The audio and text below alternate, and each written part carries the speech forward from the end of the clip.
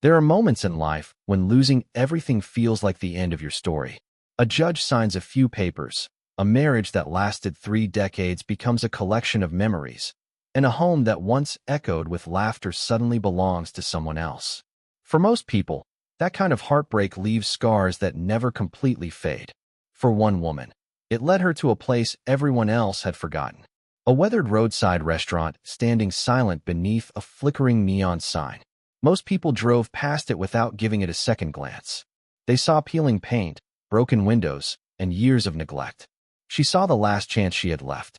She was 58 years old, carrying nothing except a small envelope containing the last of her savings and a determination that nobody around her could understand. Friends pleaded with her to walk away. The bank believed she was making a terrible mistake. Even the realtor struggled to hide his disbelief as she signed the final papers. It looked less like the beginning of a new chapter and more like the final page of a difficult life. Yet what nobody could have imagined was that this abandoned building had been quietly protecting a family secret for decades.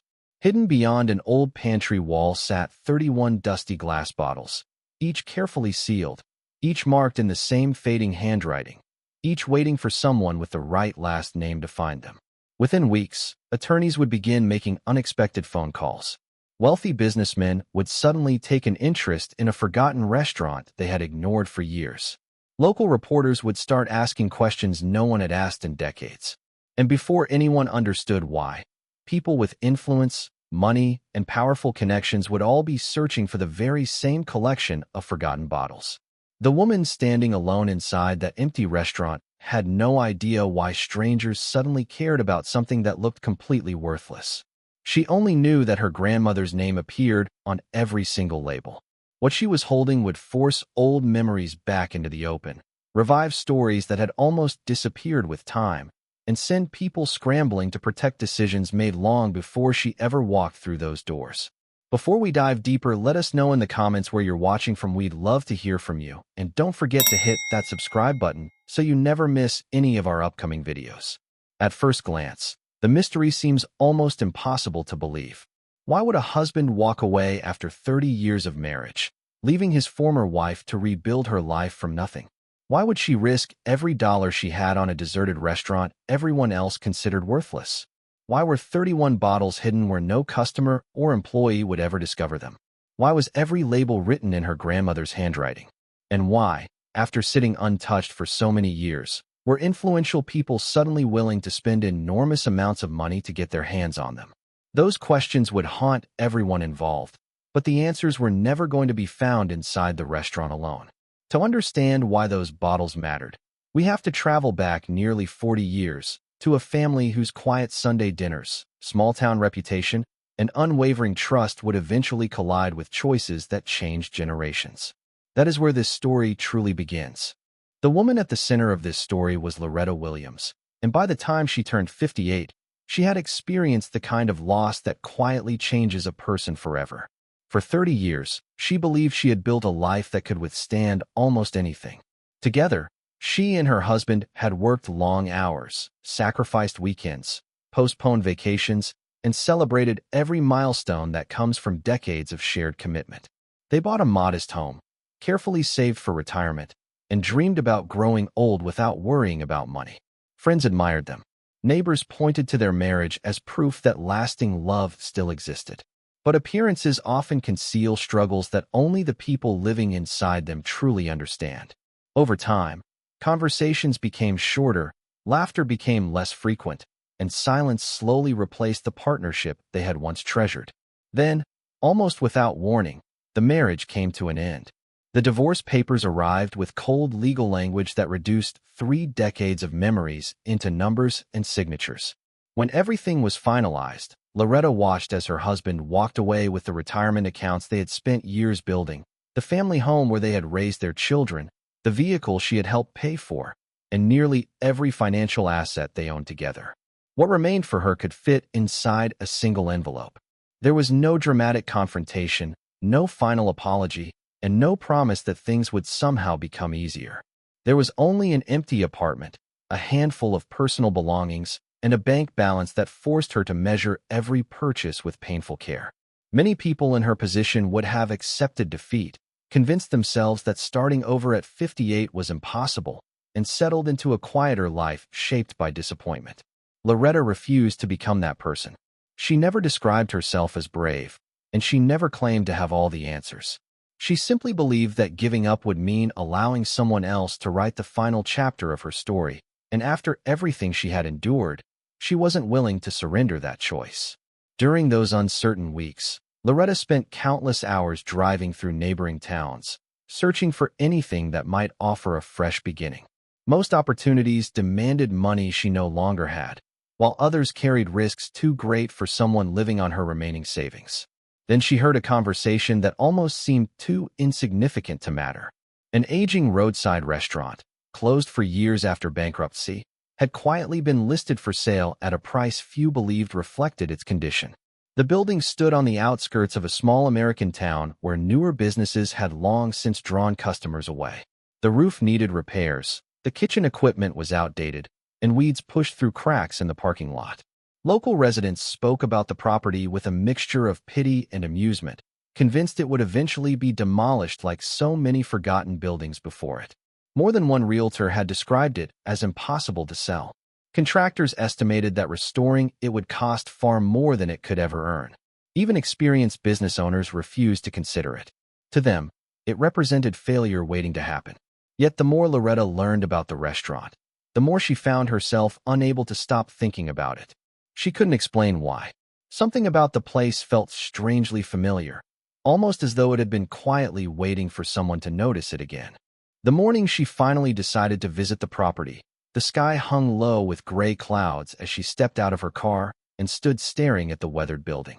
The faded sign still clung to the front entrance, though several letters had burned out years earlier. Wind rattled loose shutters against the walls, and the silence surrounding the restaurant felt almost unusual for a place that had once welcomed families every evening. As she slowly walked around the property, an elderly man sitting on a nearby bench watched her with quiet curiosity. His face carried the lines of someone who had witnessed generations come and go, and after several moments he rose to his feet and approached her with measured steps. He asked only one question. "You're the Williams girl, aren't you?" Loretta paused. She hadn't introduced herself, and there was nothing on her car or clothing that identified her name. She answered cautiously that she was Loretta Williams. The old man studied her for a moment before giving a faint smile that revealed more recognition than surprise. Then, in a calm voice that lingered in her thoughts long after he walked away, he said, "That building has been waiting for the right person." Before Loretta could ask what he meant, he tipped his hat, turned, and continued down the sidewalk without another word. She stood there watching him disappear, wondering how a complete stranger could know her family name, and why he had spoken about an abandoned restaurant as though it had been expecting her arrival all along. That brief encounter left Loretta with far more questions than answers. Why had local business owners refused to touch the property, even when the asking price continued to fall year after year? Why had an elderly stranger recognized the Williams name instantly, despite the fact that Loretta had not lived in the area for decades? And perhaps most puzzling of all, why had no one entered the hidden storage room at the back of the restaurant for 8 long years, even though previous owners, inspectors, contractors, and cleanup crews had all spent time inside the building? Those questions refused to leave her mind as she completed the purchase and accepted the worn brass keys that would soon unlock far more than an abandoned restaurant. She believed she was investing in one final opportunity to rebuild her life. She had no way of knowing that every answer she was searching for had been carefully preserved long before she was born. The truth wasn't waiting inside the restaurant alone. It had been buried deep within her own family's past, patiently waiting for the day Loretta Williams would finally come home. To understand why Loretta Williams refused to walk away from that abandoned roadside restaurant, you first have to understand the woman she had been long before life tested every promise she ever believed. Long before the divorce, before the empty bank account, and before she stood alone unlocking the front door of a forgotten building, Loretta was a little girl growing up in a quiet Louisiana town where everyone knew one another by name. It was the kind of place where neighbors waved from their front porches, children rode bicycles until the streetlights came on, and Sunday mornings always ended the same way, with families gathering around tables that had held generations of laughter, stories, and home-cooked meals.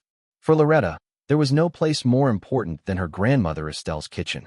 Every Sunday afternoon, the rich aroma of fresh biscuits, slow-cooked vegetables, roasted chicken, and homemade pies drifted through the old farmhouse long before anyone arrived.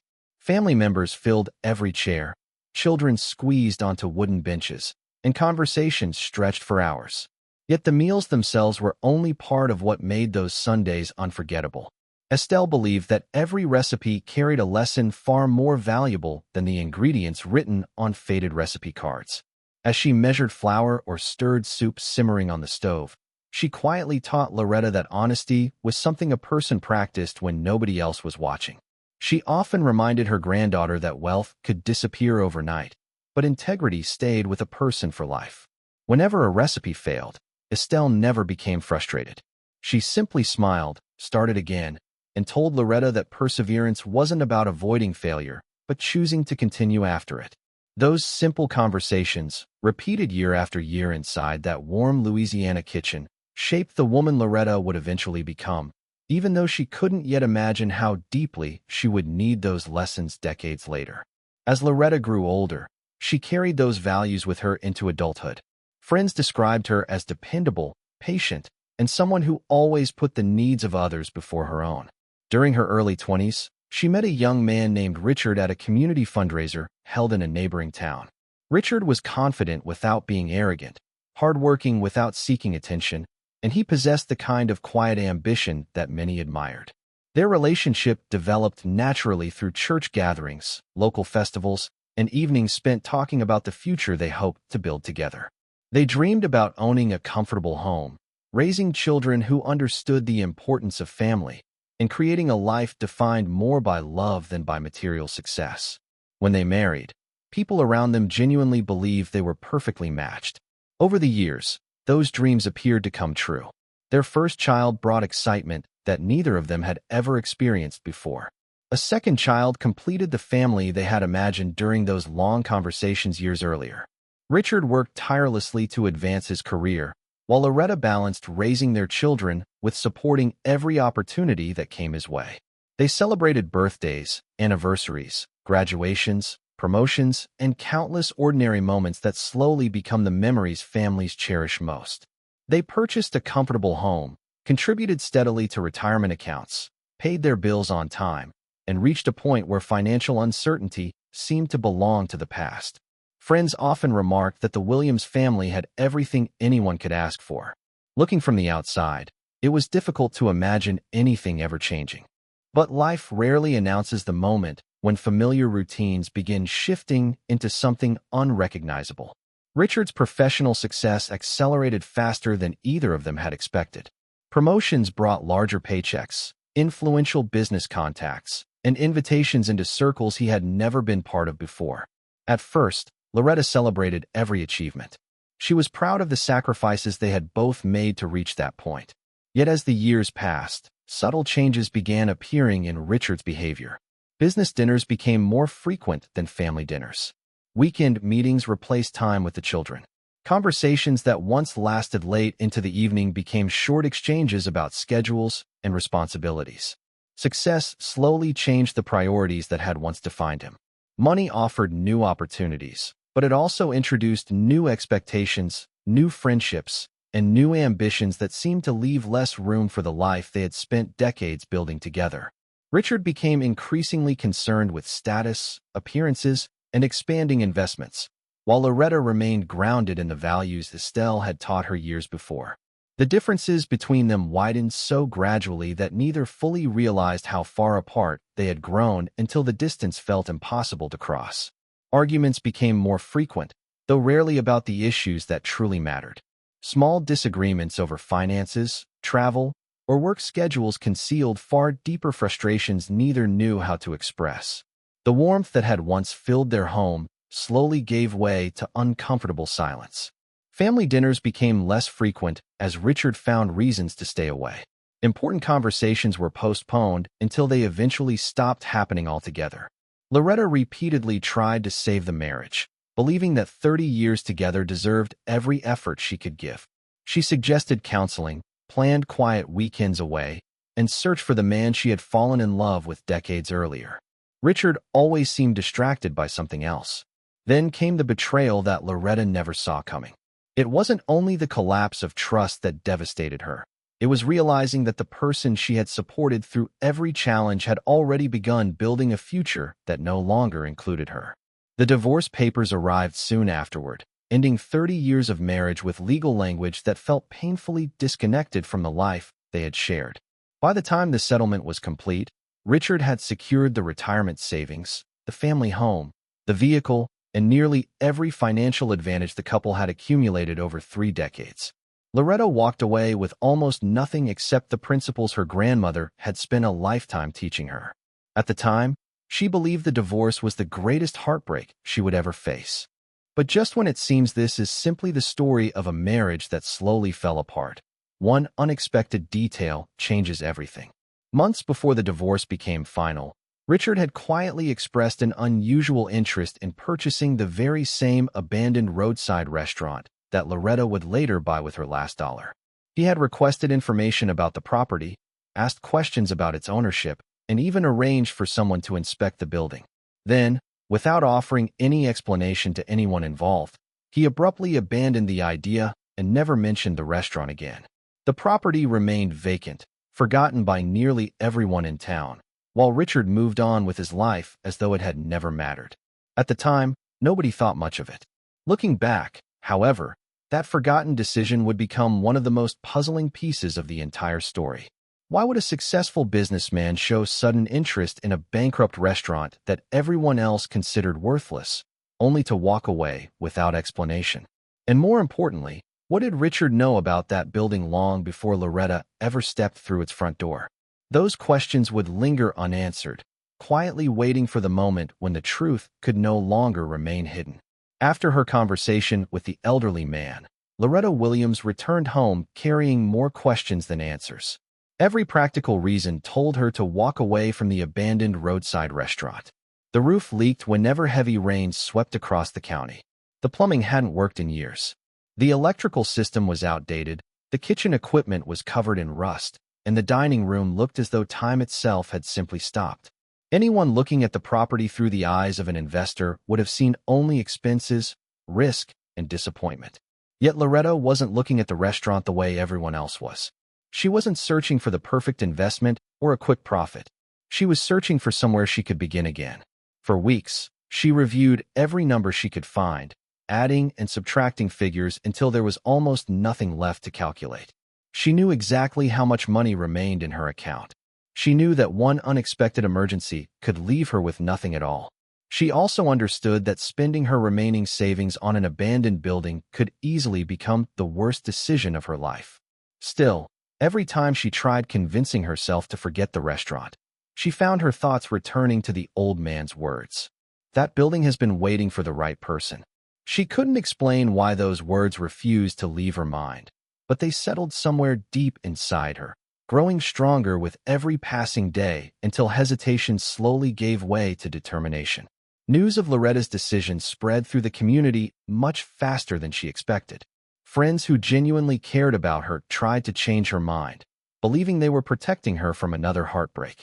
Some suggested she invest what little money she had left into something safer. Others encouraged her to move closer to family and leave the painful memories of the past behind. A few quietly admitted they couldn't understand why anyone would purchase a business that had already failed once before. Some laughed, though not always out of cruelty. To them, the idea simply seemed impossible. They couldn't imagine a 58-year-old woman, recently divorced and nearly broke, succeeding where experienced business owners had refused to even try. Their doubts weren't entirely unreasonable. Every fact seemed to support their concerns. The restaurant had remained empty for years. Several potential buyers had inspected it before deciding it wasn't worth the investment. Local rumors suggested hidden structural problems that would cost a fortune to repair. Every conversation ended the same way. People looked at Loretta with sympathy and quietly hoped she would come to her senses before it was too late. Even the bank manager, a man who had known Loretta and Richard for many years, struggled to hide his concern when she requested the paperwork needed to access the last of her savings. He carefully reviewed her financial records before leaning back in his chair with an expression that revealed genuine worry rather than criticism. He reminded her that rebuilding financially after divorce becomes increasingly difficult later in life. He explained that unexpected repair costs could easily exceed the property's value and that failed restaurants rarely become successful without significant capital. More than once he paused, hoping Loretta might reconsider before signing the final documents. His voice remained calm throughout the meeting, but his message never changed. "Loretta, I don't want to see you lose everything you've got left." She listened respectfully, thanked him for his honesty, and quietly completed every signature placed before her. By the time she walked out of the bank, there was no turning back. Every dollar she still possessed was now committed to a future nobody else believed in. The final closing took place inside a modest real estate office overlooking the town square.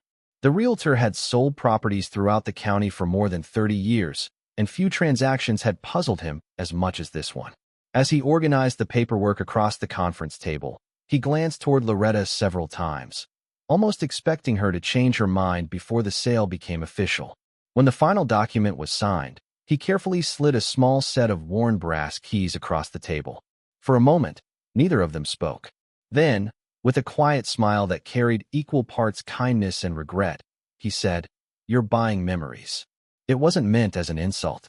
He genuinely believed the building's only remaining value belonged to the people who remembered eating there decades earlier. Most buyers would have responded by defending their decision or explaining a business plan. Loretta simply looked at the keys resting in her hand before meeting his eyes.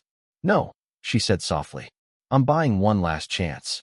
Those 6 words stayed with the realtor long after she left his office because they carried a truth that every successful entrepreneur understands. Sometimes people aren't investing in property. They're investing in hope. The following morning, Loretta unlocked the front door of the restaurant for the first time as its owner. The hinges groaned loudly as years of stale air drifted into the parking lot. Sunlight pushed through dusty windows, revealing countless particles floating silently above rows of worn booths and overturned chairs. Every room seemed frozen in time. Old menus still rested beneath the counter where customers had once placed their orders. Coffee cups remained stacked on forgotten shelves. Rust covered kitchen appliances that hadn't been used in years, while faded family photographs still decorated one corner of the dining room, left behind by owners who never returned to collect them. Loretta spent hours moving broken furniture into piles, sweeping away layers of dust that had settled over nearly every surface, and opening windows that resisted every attempt to move them. She carefully sorted through abandoned utensils, cracked dishes, faded receipts, and boxes filled with ordinary objects most people would have thrown away without a second thought. As exhausting as the work became, she found comfort in bringing life back into a place everyone else had abandoned. Each room she cleaned felt like one small victory against the disappointment that had defined the previous year of her life. Late that afternoon, while carrying a stack of old chairs toward the storage area near the back of the building, Loretta noticed something that immediately stopped her in her tracks. The thick layer of dust covering the hallway floor had been disturbed. Clear footprints stretched across the concrete, leading toward the rear of the restaurant before disappearing around a corner. She slowly set the chairs aside and studied the marks more carefully. They weren't old impressions left years earlier. The edges remained sharp and clearly defined, untouched by the dust that covered everything else inside the building. Someone had walked through the restaurant recently. The realization sent a chill through her. She carefully checked every room she had already cleaned, expecting to discover broken locks, missing equipment, or signs that someone had been stealing whatever remained inside. Yet everything appeared exactly as it had when she first entered the building. Cash registers sat untouched beneath layers of dust. Old kitchen appliances remained where they had been left. Cabinets were still filled with forgotten dishes and worn cooking utensils. Nothing appeared damaged. Nothing appeared missing. Whoever had entered the restaurant hadn't come to vandalize the property or take anything of value. They had come for another reason entirely. But what reason could justify quietly entering a bankrupt restaurant that everyone claimed was worthless? And more importantly, had they found what they were looking for, or were they planning to return? Unable to ignore the uneasy feeling growing inside her, Loretta followed the trail of footprints toward the back pantry, where shelves lined the walls from floor to ceiling. As she moved several old storage racks out of the way to continue cleaning, something unusual caught her attention. One section of the wooden wall looked slightly different from the rest, almost as though it had been built separately years earlier. The outline was faint beneath layers of dust and age, but once she noticed it, she couldn't look away. She stepped closer, gently brushing her hand across the weathered boards until her fingers traced the edge of what appeared to be a concealed doorway hidden behind the pantry shelving. Her heartbeat quickened as she realized she wasn't looking at an ordinary wall. She was standing in front of a door that someone had gone to extraordinary lengths to keep hidden. Slowly, almost afraid of what she might discover, Loretta reached toward the old metal handle that had remained untouched for years. Loretta Williams stood perfectly still, her hand resting on the cold metal handle hidden behind the pantry shelves. For a brief moment, every sound seemed to disappear. The wind outside no longer rattled the loose window panes, and even the old building itself felt strangely quiet, as though it had been waiting years for this exact moment. She took a slow breath before pulling gently against the handle. At first, nothing happened. The door resisted as though time had sealed it shut. Then, with steady pressure, the old wood gave way. A long, strained creak echoed through the empty restaurant as the concealed doorway slowly opened inward. A rush of stale air escaped from the darkness beyond, carrying the unmistakable scent of aged wood, dry earth, and decades of neglect. Loretta instinctively stepped back before reaching for the flashlight she had kept in her work bag. Its narrow beam cut through the darkness, revealing a room no larger than a small office, untouched by daylight for years. Dust covered nearly every surface so heavily that it looked almost like freshly fallen snow. Thick cobwebs stretched across the ceiling beams, untouched by anyone for what appeared to be a very long time. Wooden crates were stacked neatly against the walls, each carefully arranged rather than carelessly abandoned. Whoever had placed them there hadn't been hiding junk. They had been preserving something they believed mattered enough to protect. Loretta moved cautiously into the room, careful not to disturb more than necessary. Every step left clear footprints across the untouched layer of dust covering the floor. Her flashlight swept slowly across the crates until one in particular caught her attention. Unlike the others, it had been wrapped in faded canvas cloth that had yellowed with age but remained carefully tied with old cotton cord. She knelt beside it and untied the knots one by one before folding back the fabric. Resting inside were several dark glass bottles, each individually wrapped in aging newspaper whose print had almost completely faded. One by one, she lifted them carefully into the light. Each bottle was sealed with wax that had hardened decades earlier, yet every seal remained remarkably intact. What immediately captured her attention wasn't the glass itself, but the handwriting attached to every bottle. Each carried the same carefully written label in faded black ink. The words were unmistakable. Estelle May Williams. Loretta gently traced her fingertips across the first label, recognizing the elegant handwriting from birthday cards, recipe notes, and family letters her grandmother had written throughout her childhood. She hadn't seen that familiar handwriting in many years, yet there was no doubt in her mind. Somehow, every bottle inside this hidden room belonged to Estelle. The realization left her struggling to understand why her grandmother's belongings had been hidden inside an abandoned restaurant instead of remaining with the family where they belonged. As Loretta continued searching the room, she realized there wasn't just one crate. There were several, each holding additional bottles wrapped with the same extraordinary care. She began counting them, placing each one gently on an old wooden table standing against the wall. 5 bottles became 10. 10 became 20. 20 became 30. When she reached the final crate, she paused. There should have been one more. Instead, an empty space remained between 2 wooden dividers, shaped perfectly to hold another bottle that was no longer there. She counted everything again, convinced she must have made a mistake. The result never changed. 31 individual spaces had been built into the storage crates, yet only 30 bottles remained. One compartment stood empty, its outline preserved in dust that suggested a bottle had rested there for years before someone removed it. Unlike the surrounding areas, the wood inside that single compartment appeared cleaner, almost as though it had been disturbed much more recently than everything else. The discovery immediately brought her thoughts back to the footprints she had found earlier that afternoon. Someone had entered this building before she arrived. Someone had known exactly where to look, and someone may have taken the missing bottle before Loretta ever unlocked the front door. She searched the room more carefully, hoping the missing bottle had simply rolled beneath one of the crates or fallen behind a shelf, but there was nothing.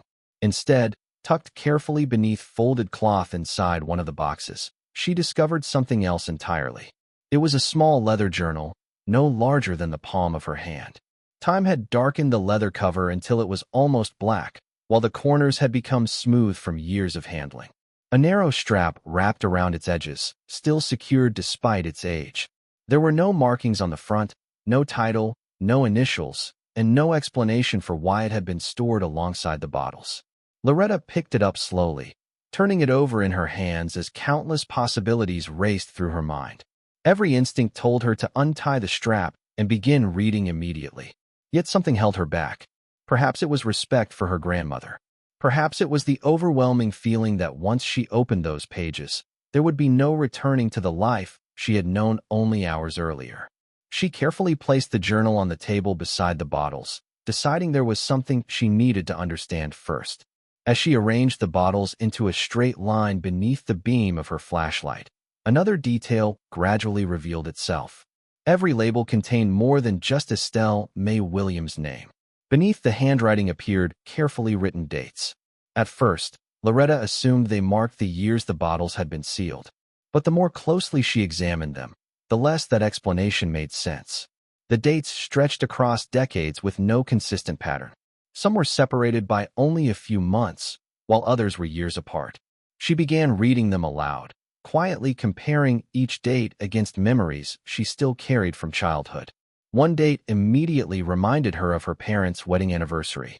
Another matched the birthday of an uncle who had passed away years earlier.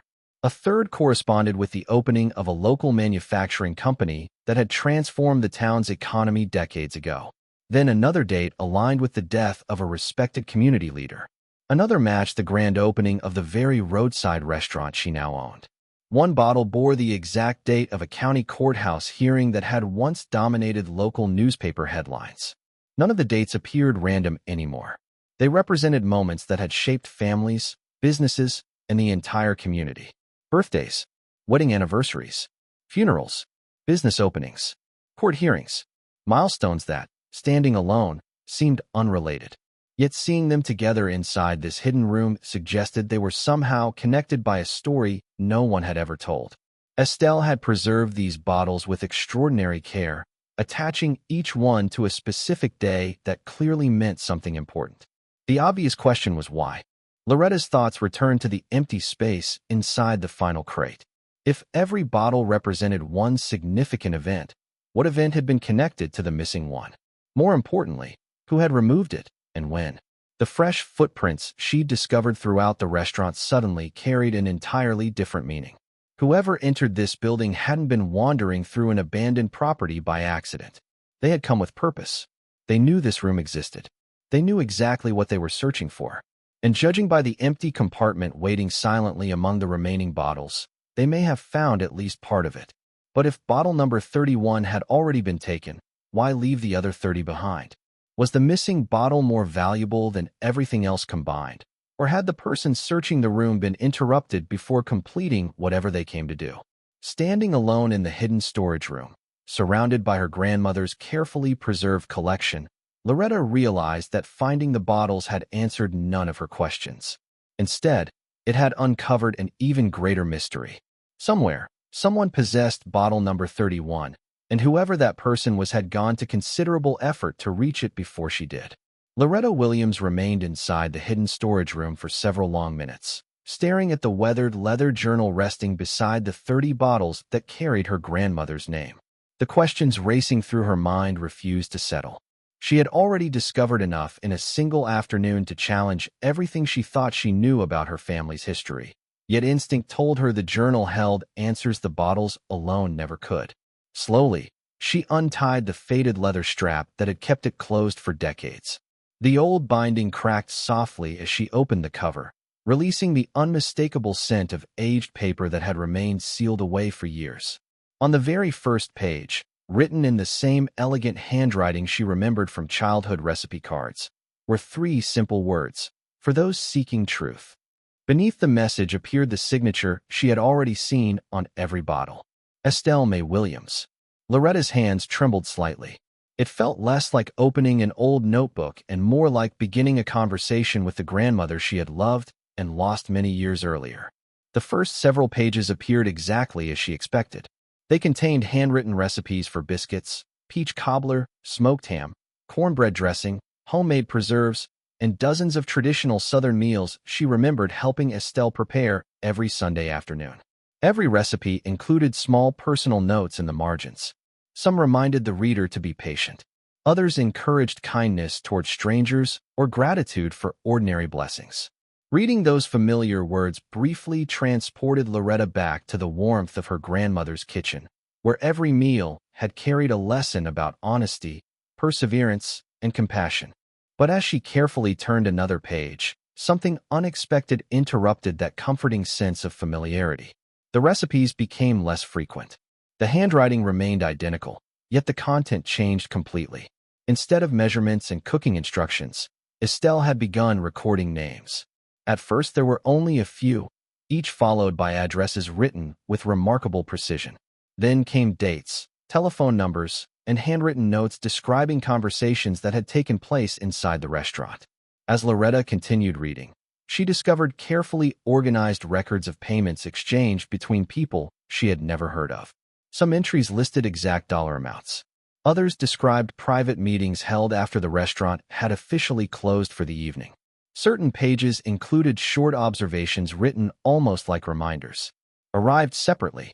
Left through the back entrance. Brought briefcase. Cash counted twice. Nothing about the journal resembled a family cookbook anymore. It looked more like a meticulous record kept by someone who understood the importance of preserving details exactly as they happened. Every page deepened the mystery surrounding Estelle. The gentle grandmother who had spent Sunday afternoons teaching recipes to her granddaughter had quietly documented far more than family traditions. She had been watching, listening, recording, and she had done so with extraordinary patience over many years. Loretta's heartbeat quickened as the journal revealed increasingly detailed accounts of conversations Estelle had overheard while working inside the roadside restaurant decades earlier. The restaurant had not simply served food to travelers and local families. After closing hours, it had apparently become a private meeting place for influential people who believed no one was paying attention. Estelle had been there to clean tables, prepare the kitchen for the following morning, and quietly finish her work while meetings continued in nearby booths. Those attending seemed to treat her as though she were invisible. According to the journal, they spoke openly about purchasing land before public announcements increased property values. They discussed construction contracts long before bidding processes officially began. Several entries described unusually large cash payments changing hands without receipts. Others mentioned favors exchanged between business leaders and elected officials. Estelle never interrupted those conversations. She never confronted anyone. Instead, she quietly wrote everything down after returning home each night. Dates, times, names, exact words she remembered hearing. She recorded who attended, who arrived late, who appeared nervous, and who insisted certain discussions remain confidential. It became increasingly clear that Estelle understood she was witnessing decisions that affected the entire community, even if very few people realized what was taking place inside that ordinary roadside restaurant after dark. As Loretta continued reading, familiar places around town began appearing throughout the journal. Local construction projects, commercial property purchases, highway expansions, bank loans approved under unusual circumstances, development plans that had reshaped entire neighborhoods. Every major business decision seemed connected through recurring names that appeared again and again across dozens of pages. Several belonged to wealthy local investors whose families remained influential years later. Others belonged to developers responsible for transforming the surrounding county into a growing commercial center. Then came the names of bank executives who had approved financing for projects few believed would ever succeed. A number of entries referenced private meetings involving elected officials discussing zoning changes before they became public knowledge. Estelle never accused anyone directly of committing crimes. Instead, she carefully documented what she personally witnessed, allowing the facts to speak for themselves. She described envelopes quietly exchanged beneath restaurant tables, conversations that suddenly stopped whenever unfamiliar customers entered the dining room, and handwritten agreements that disappeared into briefcases before sunrise. The deeper Loretta read, the more she realized her grandmother had created something far more valuable than a collection of personal memories. She had assembled a chronological record of influential people whose decisions quietly shaped the future of the entire region, while believing no ordinary employee would ever remember what they said. Then the journal took another unexpected turn. The pages shifted from observations to something even more personal. Several entries described moments when Estelle questioned whether she should continue writing at all. She admitted fearing that someone might eventually discover what she had been documenting. One passage mentioned noticing unfamiliar vehicles parked near her home late at night. Another described realizing that certain visitors inside the restaurant had begun watching her more closely than before. Despite those concerns, she never stopped writing. Instead, her notes became even more detailed. She recorded license plate numbers whenever possible, physical descriptions of unfamiliar visitors, and specific dates she believed would one day become important. Reading those pages, Loretta found herself seeing her grandmother in an entirely different light. Estelle had always appeared gentle, patient, and unassuming. Yet beneath that quiet exterior lived remarkable courage. She understood the risk of preserving information that powerful people might prefer forgotten, and still she continued because she believed that truth deserved to survive, even if she never lived long enough to explain it herself. Loretta slowly turned another page, expecting to find more unfamiliar names. Instead, her eyes stopped instantly. Written neatly in the center of the page, surrounded by several dated entries connected to private meetings at the restaurant, was a surname she recognized immediately. Harrison. Beneath it appeared a full name she had never expected to see. It wasn't Richard. It was Richard's father. Loretta stared at the words, convinced for a moment that exhaustion had somehow clouded her vision. She read the name again, then a third time, hoping she had misunderstood. She hadn't. The journal placed Richard's father at multiple meetings inside the restaurant decades earlier, long before Richard and Loretta had even married. Estelle's notes described him arriving with local investors, meeting privately with bankers, and participating in conversations involving property purchases and financial agreements that seemed unusually secretive. One entry even noted that he appeared to be the person others deferred to before major decisions were finalized. Suddenly, Richard's unexplained interest in purchasing the abandoned restaurant years earlier no longer seemed like an odd coincidence. Neither did his decision to abandon the purchase without explanation. For the first time since unlocking the hidden storage room, Loretta felt as though the scattered pieces of an enormous puzzle were beginning to move toward one another. She still couldn't see the complete picture, but one thing had become unmistakably clear. The abandoned restaurant wasn't connected to Richard by chance. His family had known about that building long before Loretta ever stepped inside. And whatever secret Estelle had preserved within those bottles and journal had somehow remained important enough for decades to pass, without anyone daring to forget it. The journal changed everything. Until that moment, Loretta Williams had believed she was simply uncovering forgotten pieces of her grandmother Estelle's life. Now she realized she was looking at something much larger. The carefully documented names, dates, meetings, and observations suggested that Estelle had preserved a record of events that reached far beyond one family. Yet the journal also raised a troubling question. If Richard's father had been connected to those meetings decades earlier, how many other people already knew these records existed? And if they knew, why had they waited until now to act? Loretta understood that the journal alone could not answer those questions. She needed people who had actually lived through those years. She needed memories that had never been written down. Over the following days, she temporarily set aside the restaurant renovations and began traveling across the county, carrying a notebook filled with names copied from Estelle's journal. She visited churches, community centers, family-owned diners, barbershops, and retirement homes where longtime residents gathered each morning over coffee.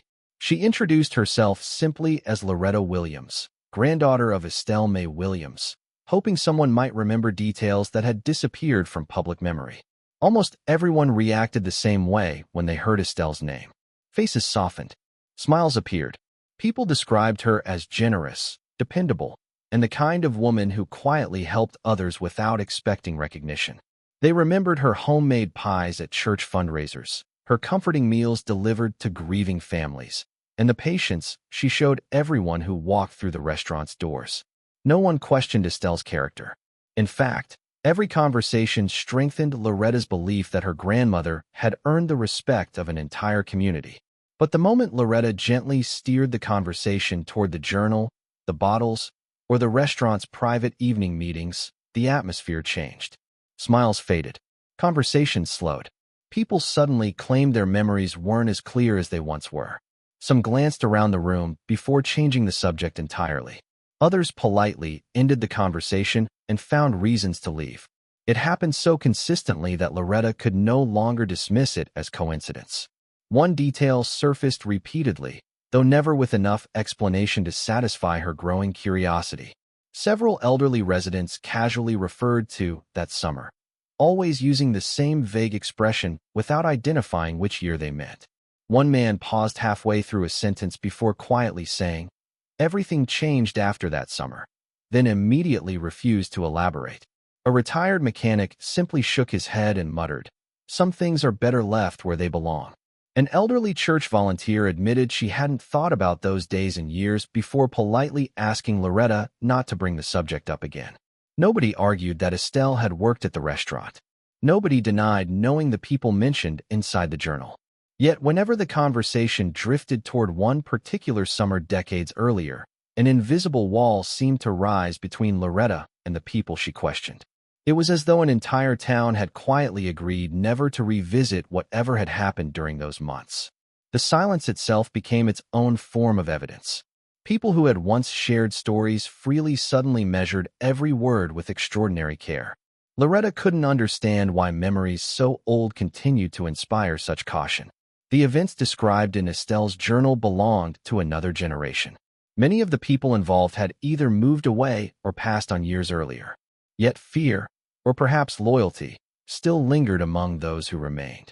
The more resistance she encountered, the more convinced she became that her grandmother had recorded something many people hoped would disappear with time. Days later, one name appeared repeatedly during her conversations. Several residents mentioned a woman named Margaret Collins, a retired waitress who had worked alongside Estelle during the restaurant's busiest years.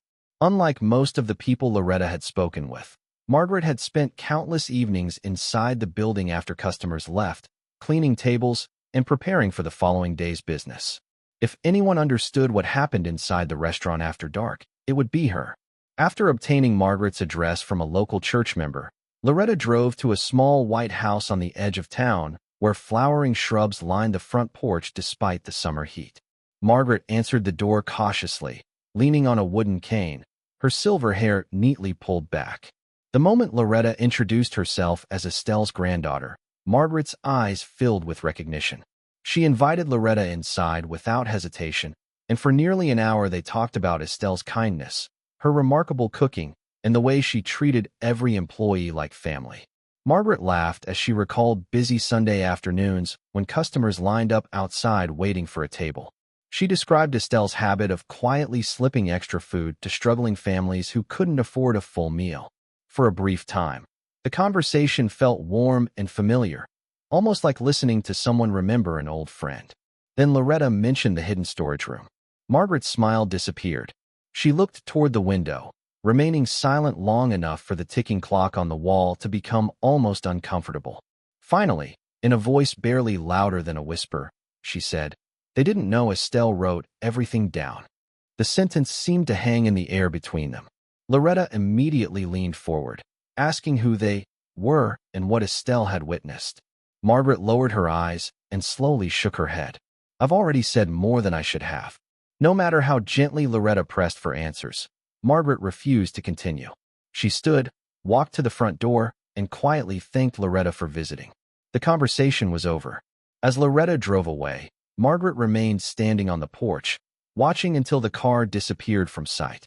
The drive back to the restaurant felt longer than usual. Margaret's words replayed endlessly inside Loretta's mind. They didn't know Estelle wrote everything down.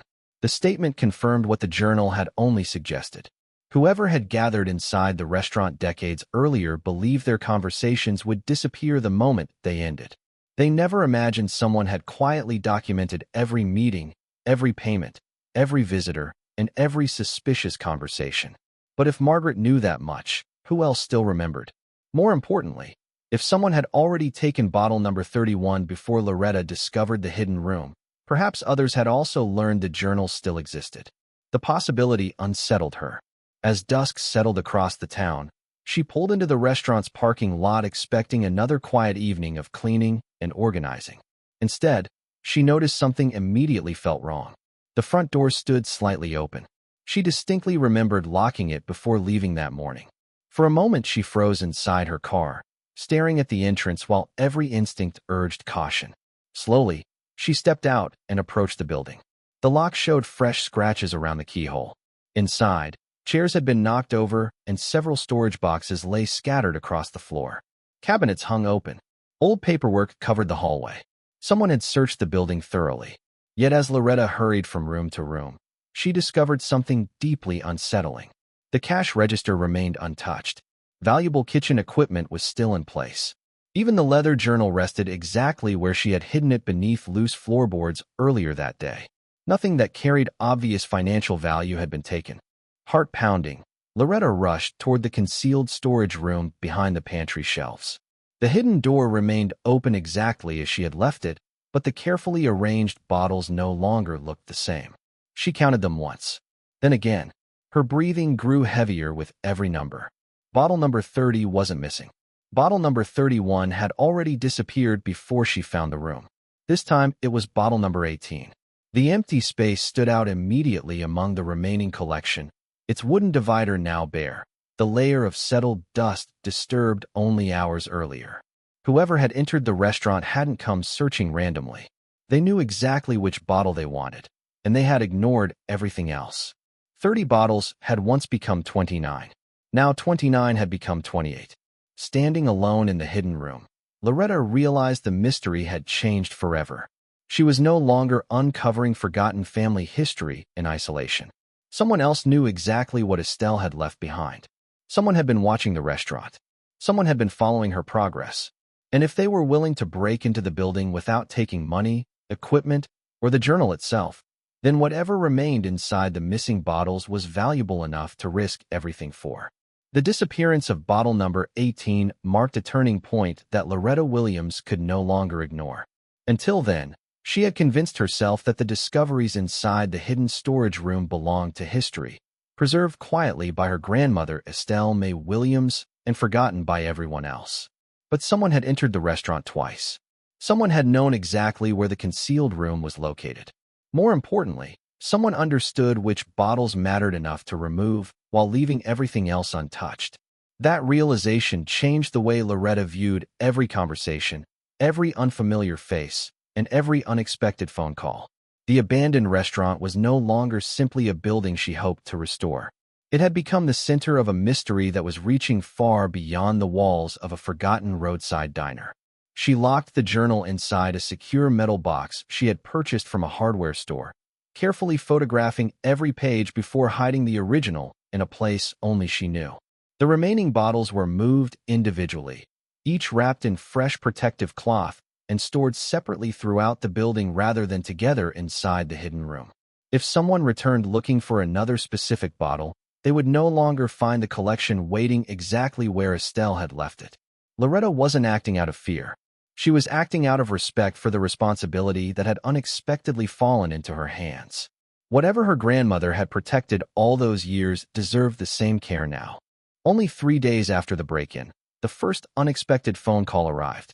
The voice on the other end belonged to a polite attorney who introduced himself as legal counsel representing an unnamed investment group interested in purchasing commercial property throughout the county. He spoke professionally, complimented Loretta on acquiring the restaurant, and explained that his clients wished to make a generous offer before she invested further into renovations. When Loretta asked who the clients were, he apologized and claimed confidentiality prevented him from sharing their identities. He emphasized that the proposal had nothing to do with the restaurant's condition and everything to do with its location. His clients, he explained, simply preferred purchasing older properties before surrounding land values increased. The explanation sounded carefully rehearsed, yet something about it felt incomplete. When Loretta politely declined to discuss selling, the attorney remained calm. He simply thanked her for her time and ended the conversation. By itself, the phone call might have seemed ordinary. But the following afternoon, another attorney called with nearly the same offer, representing a different unnamed buyer. 2 days later, a third legal office reached out expressing interest in acquiring the property immediately. None of them identified their clients. None of them seemed interested in negotiating renovation costs, business plans, or projected profits. They all wanted only one thing: the restaurant. By the end of the week, the formal offers had stopped arriving through attorneys. Instead, they became increasingly unusual. One morning, Loretta discovered a plain, white envelope resting beneath the restaurant's front door. There was no postage, no return address, and no indication of who had delivered it. Inside was a single typed letter. It contained only one sentence: $1 million in cash for the property. No questions asked. There was no signature beneath the offer, only a telephone number with instructions to call within 48 hours if she accepted. Loretta stared at the paper in disbelief. Just weeks earlier, everyone in town had insisted the restaurant wasn't worth purchasing. Now anonymous buyers were offering more money than she could have imagined without asking about inspections, financing, or contracts. The offer alone could have transformed her life overnight. It would replace everything she had lost in the divorce, provide financial security, and erase every hardship she had endured during the previous year. Many people would have accepted immediately. Instead, Loretta folded the letter carefully, placed it inside the metal box alongside Estelle's journal, and never dialed the number. Deep inside, she knew the money wasn't truly for the restaurant. It was for something hidden inside it. And until she understood exactly what that was, no amount of money could persuade her to walk away. Her refusal seemed to trigger something she hadn't anticipated. Within days, strange events began surrounding her daily routine. While driving home from a grocery store one afternoon, she noticed the same dark pickup truck appearing repeatedly in her rearview mirror. At first, she dismissed it as coincidence. But after making several unnecessary turns through residential streets, the truck remained behind her before finally pulling away only when she reached the restaurant. A few evenings later, she found fresh tire tracks circling the building long after sunset, despite having seen no visitors during the day. The following week, she arrived one morning to discover one of the restaurant's front windows shattered across the dining room floor. Nothing inside appeared missing. The damage seemed designed only to send a message. She repaired the glass herself, refusing to allow intimidation to interrupt her work. Then came the letters. Unlike the earlier purchase offer, these carried no promises of money. They arrived without return addresses, slipped beneath the front door, or left inside her mailbox. Each contained only a few typed words. Stop asking questions. Another simply read, some things should stay buried. One ended with a warning that lingered in her thoughts long after she finished reading it. Walk away while you still can. None of the letters demanded money. None attempted to explain why she should leave. Whoever sent them assumed Loretta already knew exactly what they were referring to. The more pressure she faced, however, the more determined she became. Estelle had continued documenting the truth despite fearing someone might eventually discover her journal. Loretta couldn't ignore that example now. If her grandmother had found the courage to preserve those records decades earlier, she could certainly find the courage to protect them today. Then, on a quiet afternoon while she was repairing damaged shelving inside the dining room, a familiar luxury sedan slowly pulled into the restaurant's parking lot. Loretta looked through the dusty front window and immediately recognized the driver before he stepped out. Richard. It was the first time she had seen her former husband since the divorce became final. For a brief moment, she wondered whether he had finally come to apologize for the way their marriage had ended.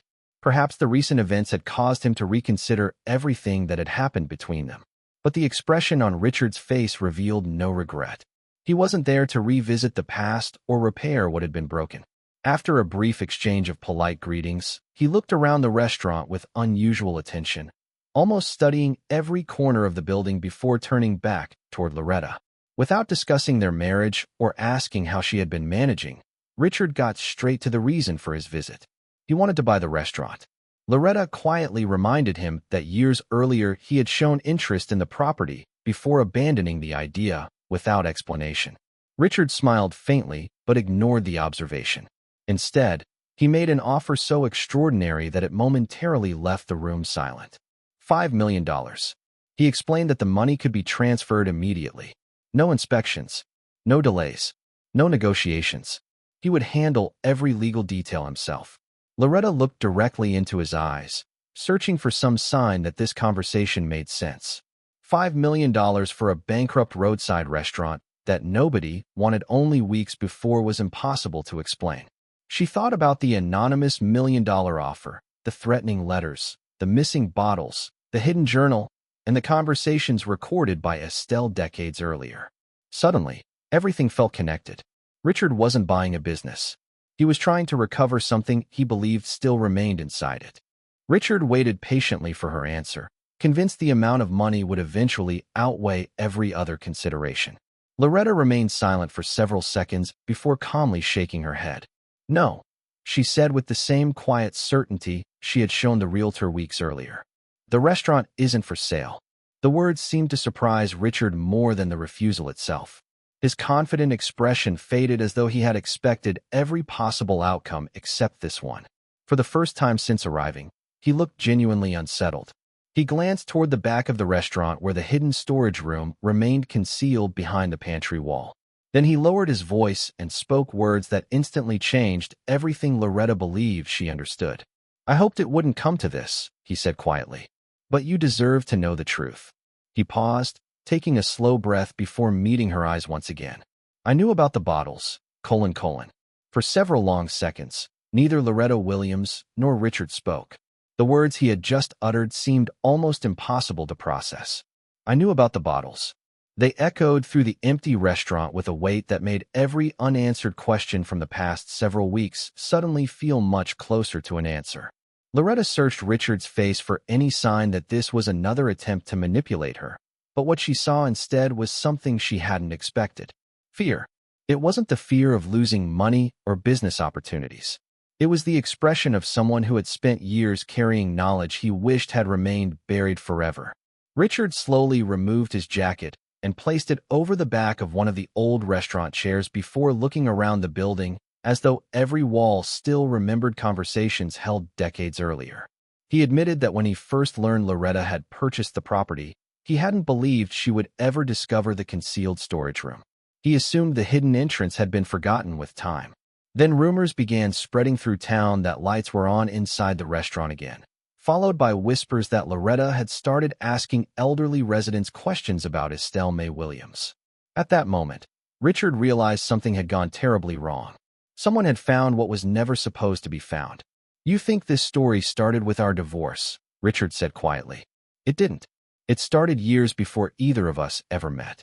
Richard explained that his father had been one of several influential businessmen who regularly gathered inside the restaurant after closing hours during the late evenings of one particular summer decades earlier.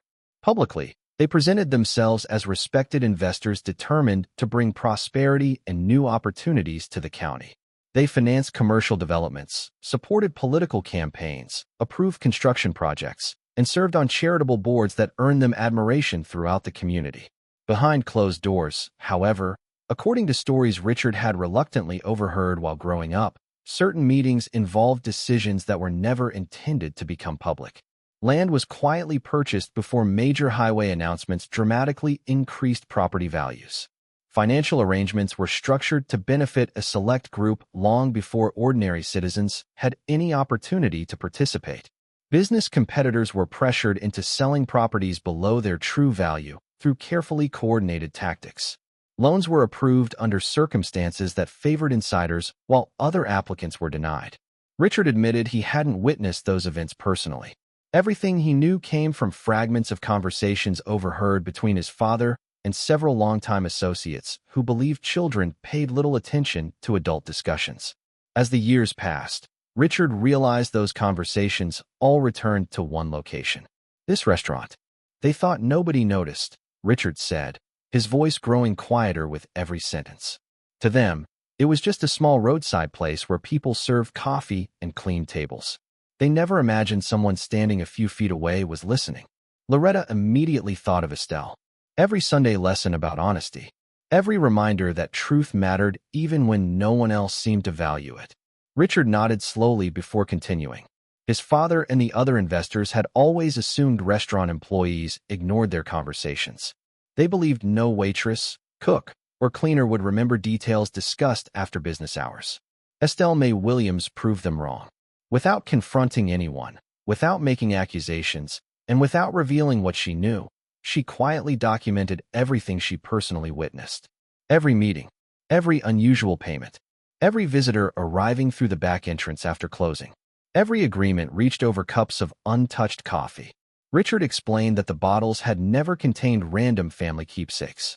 Each one represented a specific event connected to Estelle's handwritten journal. The dates Loretta had noticed weren't selected by chance. Every bottle corresponded to one meeting, one confession, one financial exchange, one property transaction, or one decision that altered lives throughout the community. Estelle preserved physical reminders connected to those dates, carefully sealing each bottle and matching it with detailed written observations inside the journal. The bottles and journal were never meant to exist separately. Together, they formed a complete historical record that only Estelle fully understood while she was alive. She knew memories fade, Richard admitted. That's why she created something nobody could argue with. As Richard spoke, pieces of the mystery that had seemed unrelated slowly began fitting together. The repeated break-ins, the anonymous offers, the missing bottles, the frightened expressions of longtime residents whenever Loretta mentioned one particular summer. None of those events centered on the restaurant itself. They centered on what Estelle had left hidden inside it. Richard confessed that years earlier his father had privately instructed him never to purchase the restaurant, never to discuss it publicly, and never to ask questions about what had happened there. Richard obeyed for decades. But after his father's death, curiosity eventually overcame him. Quietly, without telling anyone, he hired someone to research the old property. That investigation revealed references to a concealed storage area that no official building plans mentioned. Richard became convinced the evidence his father had feared might still exist inside the building. He considered buying the restaurant before anyone else discovered it. Then, for reasons he refused to explain completely, he abandoned the purchase. He convinced himself that if the hidden room still existed, time had probably destroyed whatever remained inside. He believed the secret had finally disappeared. Then Loretta unknowingly reopened a chapter everyone else assumed had ended long ago. Loretta's thoughts immediately returned to the missing bottles. "Bottle 31, she said quietly. "Why does everyone keep searching for it?" Richard looked toward the concealed pantry door before answering. "Because according to my father, it wasn't like the others." He explained that each bottle documented one significant event, but bottle number 31 was different. It supposedly contained the final piece that connected every meeting, every payment, and every confession recorded throughout the journal. Without it, the collection remained incomplete. With it, the entire sequence could finally be understood. Richard admitted his father spent years wondering whether Estelle had ever hidden that final bottle somewhere no one would think to search. Even after her death, several people quietly looked for it without success. When Richard learned Loretta had found the hidden room, he assumed she had already discovered bottle number 31 along with everything else. The break-ins that followed only confirmed someone else believed the same thing. But the bottle was gone long before Loretta unlocked the concealed door. Richard spread his hands helplessly. "That's why they're watching you," he said. "They think you know where it is." Silence settled over the room once again. Loretta replayed every moment since purchasing the restaurant, searching her memory for anything she might have overlooked. She remembered carrying dusty crates into the dining room, sorting through broken dishes, stacking faded menus, and hauling countless forgotten boxes into temporary storage before beginning renovations. Most contained little more than worn kitchen supplies and abandoned paperwork. Then one memory surfaced with startling clarity. During her first week inside the restaurant, she had discovered a heavy wooden box tucked beneath several collapsed shelves near the rear hallway. It hadn't been inside the hidden storage room. Believing it contained old pantry supplies, she had loaded it into the back of her vehicle along with several other boxes she intended to sort through later at home. She remembered placing those forgotten boxes inside the small storage shed behind the modest house she had rented after the divorce. She had never unpacked them. Her heartbeat quickened as she mentally pictured the wooden box. Unlike the others, it had seemed unusually heavy despite its size. At the time, she assumed moisture had damaged the contents. Now another possibility emerged. She looked directly at Richard, her eyes widening as every scattered memory suddenly aligned. Bottle number 31 had never been stolen from the hidden room because it had never been there when she arrived. Without realizing it, she had carried it away herself during the earliest days of cleaning the restaurant. It had been sitting inside an unopened wooden box behind her rented home for weeks while attorneys, investors, strangers, and even Richard searched everywhere except the one place nobody expected it to be. Loretta Williams barely remembered the drive home. Every mile seemed to pass without her noticing as one thought repeated itself over and over inside her mind. Bottle number 31. It had never disappeared after she purchased the restaurant. It had never been taken from the hidden storage room because it had never been stored there in the first place. Somehow, during those first exhausting days of clearing away decades of forgotten belongings, she had unknowingly carried the most important piece of Estelle May Williams' collection away from the restaurant herself. The small storage shed behind her rented house suddenly became the only place that mattered. Richard followed in his own vehicle, neither of them speaking during the drive. The silence between them carried the weight of decades. When Loretta finally unlocked the shed, rows of unopened boxes sat exactly where she had stacked them weeks earlier. Dust covered their lids, untouched since the day she brought them home. She searched carefully through old kitchen utensils, cracked dishes, rusted cookware, faded menus, and stacks of forgotten paperwork until her flashlight settled on a weathered wooden box pushed against the back wall. It looked ordinary. No labels, no markings, nothing to suggest it held anything valuable. Yet the moment she tried lifting it, she remembered exactly why she had left it unopened. It was unusually heavy for its size. She slowly carried it into the light, brushed away years of dirt, and carefully removed the old brass latch securing the lid.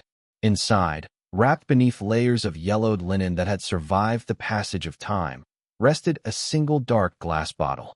The wax seal remained perfectly intact. The familiar handwriting across the label left no room for doubt. Estelle May Williams. Beneath her name appeared the number 31. Loretta carefully lifted the bottle from the box, noticing immediately that it felt different from the others. As she turned it gently in her hands, she discovered a narrow compartment hidden beneath the false wooden base inside the crate itself, something she had completely overlooked weeks earlier. Resting inside were several neatly folded documents protected inside oilcloth to shield them from moisture. The first document she unfolded was an original property deed bearing signatures that matched names recorded throughout Estelle's journal. Beneath it rested handwritten agreements documenting land transfers that had never appeared in public records. Then came photographs, grainy black and white images showing the very restaurant decades earlier after closing time. Around one corner booth sat several men Loretta immediately recognized from old newspaper articles and community photographs. Among them was Richard's father. Another photograph captured stacks of envelopes spread across a table beside rolled-up maps and handwritten contracts. The final image showed several individuals standing together outside the restaurant on the exact date matching one of Estelle's bottles. None of the photographs proved wrongdoing by themselves, but together they confirmed that the meetings described inside the journal had actually taken place. As Loretta continued searching the hidden compartment, she uncovered folded ledger pages containing handwritten account numbers connected to financial institutions no longer operating under the same names. Several pages listed transaction amounts beside initials matching influential business figures mentioned throughout Estelle's records. Then came one final envelope, sealed separately from everything else. Inside was a signed confession written decades earlier by one participant whose conscience had apparently become too heavy to carry alone. The statement described coordinated property purchases, concealed financial arrangements, falsified business records, and deliberate efforts to keep certain agreements hidden from public scrutiny. It also confirmed something Estelle had quietly suspected all along. Every bottle documented one event. Every journal entry explained what happened. And bottle number 31 connected every remaining piece into one complete story. The discovery transformed everything almost overnight. Loretta carefully contacted legal authorities before sharing the journal, the bottles, and the documents exactly as Estelle had preserved them. Specialists examined every page, every photograph, every signature, and every financial record with extraordinary care.